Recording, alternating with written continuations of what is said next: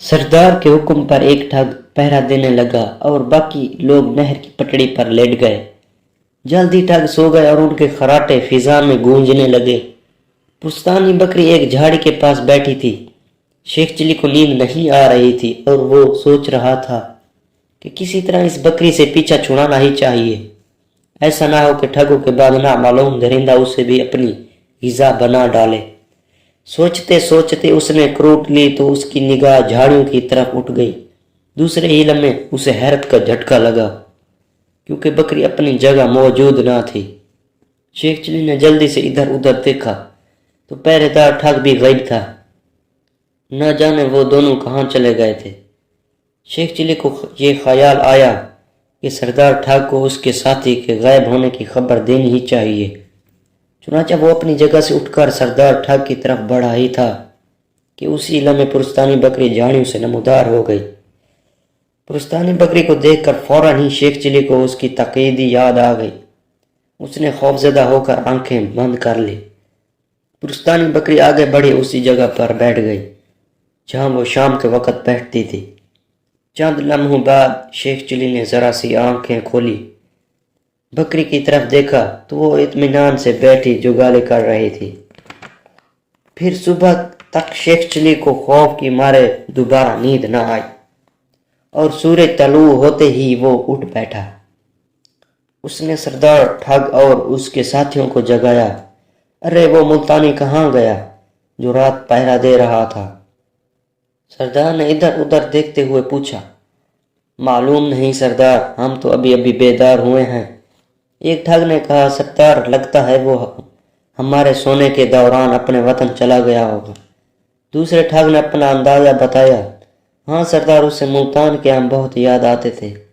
روزانہ چونسا، لنگڑا، مالٹا، دوسری اور انور ریٹول کی تعریفیں کیا کرتا تھا۔ کہتا تھا 6 ماہ سے اپنے وطن کا پھل نصیب نہیں ہوا۔ تیسرے ٹھگ نے ہنستے ہوئے کہا، لعنت ہے ایسے بے وفا ساتھیوں پر جو مجھے بتائے بغیر میرا ساتھ چھوڑ جاتے ہیں۔ سردار نے یہ وسیلے لہجے میں یہ کہا۔ سردار، یہ ملتانی ہوتے بھی بے وفا ہیں، آم اور سوہن حلوہ کی خاطر دوستوں سے بے وفائی کر جاتے ہیں۔ کیوں شیخ چلی، تمہارا کیا خیال ہے؟ پہلے ٹھگ نے مسکراتے ہوئے یہ کہا، ابھی میں نے ملتان نہیں دیکھا، وہاں جاؤں گا تو پتہ چلے گا۔ ویسے میں نے کئی تاجروں سے ملتان والوں کی تعریفیں ہی سنی ہیں کہ وہ بڑے وفادار، خوش اخلاق، مہمان نواز، شریف، مخلص، ایماندار، نیک سیرت، خوبصورت، دیانت دار، عقل مند، اعتدال پسند، ذہین، ہوشیار، پرہیزگار، نیک دل، درویش، سخت، معصوم اور بھولے بھولے ہوتے ہیں، کسی سے دھوکہ فریب اور ٹھگی نہیں کرتے۔ شیخ چلی ملتان والوں کی تعریفیں میں بولتا ہی چلا گیا۔ تمام ٹھگ حیرت سے شیخ چلی کی طرف دیکھ رہے تھے۔ شیخ چلی اٹھا اور خاموشی سے ان کے ساتھ چل دیا۔ راستے میں وہ سوچتا رہا کہ کیوں نہ 7 لاکھ پر لعنت بھیجتے ہیں اور موقع ملتے ہی ان لوگوں کا ساتھ چھوڑ کر بھاگ جائے۔ پرستانی بکری اب اسے خوفناک مخلوق لگ رہی تھی اور اسے یقین تھا کہ ٹھگوں کے قتل سے اس بکری کا کوئی نہ کوئی واسطہ ضرور ہے، کیونکہ ہر رات صرف انسانوں کو ہی شکار کیا جا رہا تھا۔ اگر کوئی درندہ حملہ کرتا تو سب سے پہلے وہ بکری کو چیرتا پھاڑتا، جو اس کے لیے بے حد آسان شکار تھے۔ اگلی رات وہ ایک گاؤں کے قریب پہنچے۔ اندھیرا پھیل چکا تھا۔ گاؤں سے باہر پانی کا گزرتی تالاب دیکھ کر سردار ٹھگ نے وہیں رات بسر کرنے کا فیصلہ کیا۔ ہمیں گاؤں میں رات گزارنی چاہیے، گاؤں والے بڑے مہمان نواز ہوتے ہیں۔ شیخ چلی نے یہ کہا۔ یہ تو ٹھیک ہے شیخ چلی، لیکن گاؤں میں کتے ہوتے ہیں اور وہ اجنبیوں کو کاٹ لیتے ہیں۔ ہمارے پہلے ہی 3 ساتھی کم ہو چکے ہیں، اگر 1-2 کتوں نے چیر پھاڑ ڈالا تو کون ذمہ دار ہوگا؟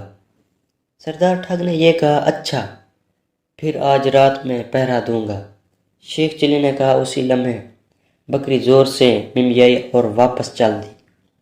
سردار ٹھگ نے جلدی سے کہا، شیخ چلی تمہاری بکری جا رہی ہے، اسے پکڑ لو۔ گاؤں کے کتوں نے اس کی بو سونگھ لی تو اسے پاڑ ڈالیں گے۔ شیخ چلی نے پٹر کر پرستانی بکری کی طرف دیکھا اور اسے آواز دی، ٹھہرو پیاری بکری، واپس آ جاؤ۔ لیکن بکری واپس نہ آئی اور آگے بڑھتی گئی تو شیخ چلی تیزی سے اس کے پیچھے چل دیا۔ پرستانی بکری مسلسل آگے بڑھتی رہی اور شیخ چلی اسے پکارتا رہا، اس کے پیچھے چلتا رہا۔ ٹھگو سے تقریباً 100 قدم کے فاصلے پر پہنچ کر بکری رک گئی اور شیخ چلی کی طرف دیکھنے لگی۔ شیخ چلی اس کے قریب آ کر اسے بکری سے ڈر لگ رہا تھا۔ دیکھو شیخ چلی، تم میری مرضی کے خلاف چلو گے تو نقصان اٹھاؤ گے، جبکہ میں تمہاری مدد کرنا اور تمہیں ٹھگو کے 7 لاکھ دینار دلانا چاہتی ہوں۔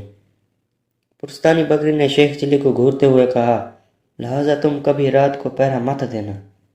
سردار ٹھگ کسی رات تم سے اصرار بھی کرے کہ تم پہرا دو تو تم انکار کر دینا، ورنہ پہلے 4 ٹھگوں کی طرح تمہیں بھی کوئی درندہ پھاڑ کھائے گا۔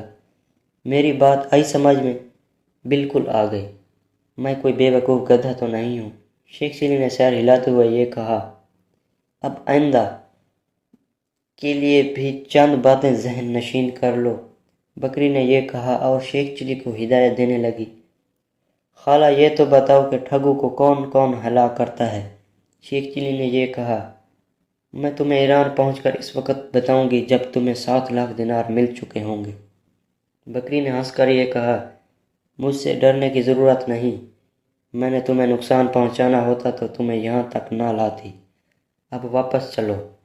شیخ چلی واپس چلا تو بکری اس کے آگے آگے چلنے لگی۔ ٹھگ حیرت کے مارے دیکھ رہے تھے۔ شیخ چلی نے بکری کو مارنا پیٹا اور واپس لا رہا تھا۔ شیخ چلی نے سردار ٹھگ سے کہا، یار میں پہرا نہیں دوں گا، تم کسی اور کو پہرے پر مقرر کر دو۔ اوہ مگر پہلے تو تم نے خود کہا تھا کہ آج رات تم پہرا دو گے۔ سردار ٹھگ نے حیران ہو کر کہا،